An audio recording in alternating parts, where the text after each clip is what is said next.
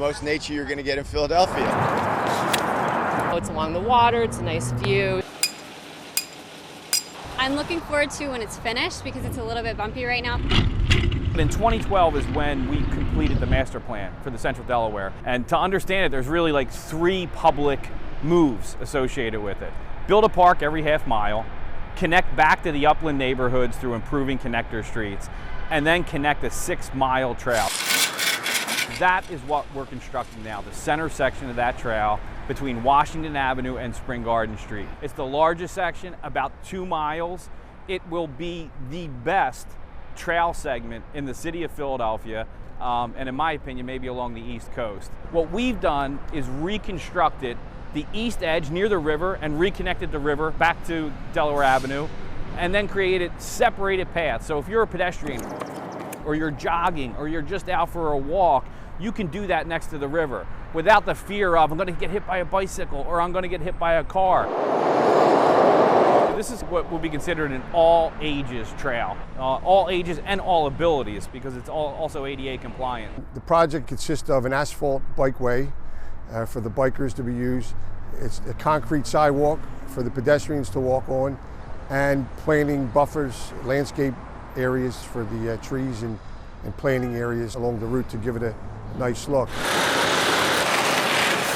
I can't wait until the construction is done because that's been sort of an extra challenge that I've had to work into my workouts. A big challenging part of the project is the utilities. You realize that in order to fit the trail in here, we had to move the trail out 5 foot into the existing Columbus Boulevard.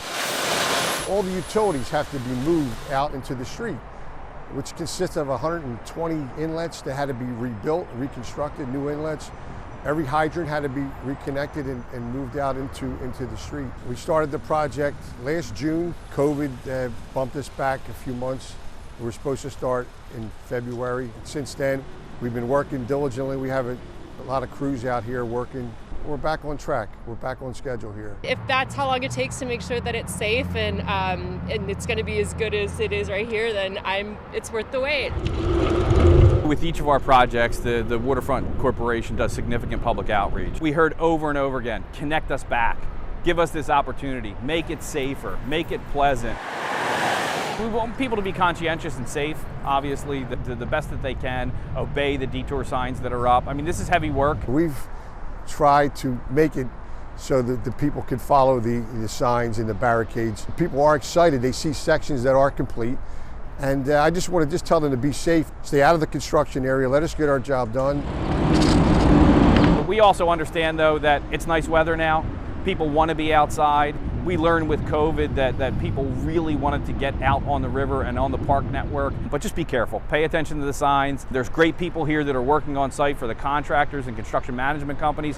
Grab somebody, ask them, hey, where am I supposed to be?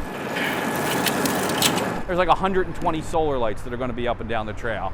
There's over 70 acres of ground planting that's going to buffer all the traffic and noise from Delaware Avenue into the recreational segment that's here. So it will literally be the gold standard of trail recreational segments in the city of Philadelphia.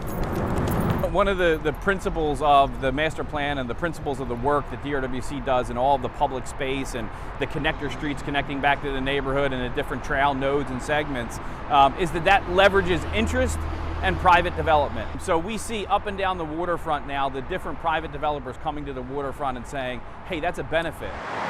The city, the residents, and the potential users of a residential project see the trail and that park network as a real benefit to them. So we see more and more development happening on the waterfront with the ultimate goal of creating a new neighborhood, a waterfront neighborhood in the city of Philadelphia that's vibrant and mixed use, people living, working, dining on the waterfront, and that's really well connected back into the city so that it feels like part of the fabric to cure what the Interstate 95 construction separated from the city.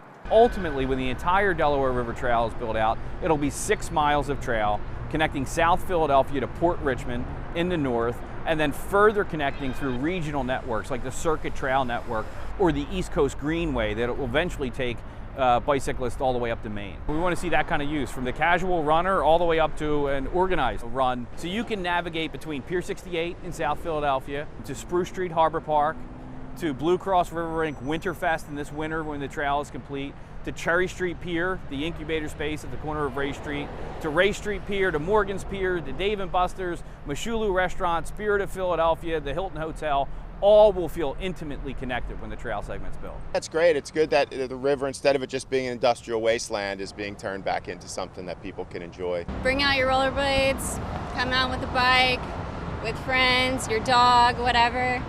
It's a good time.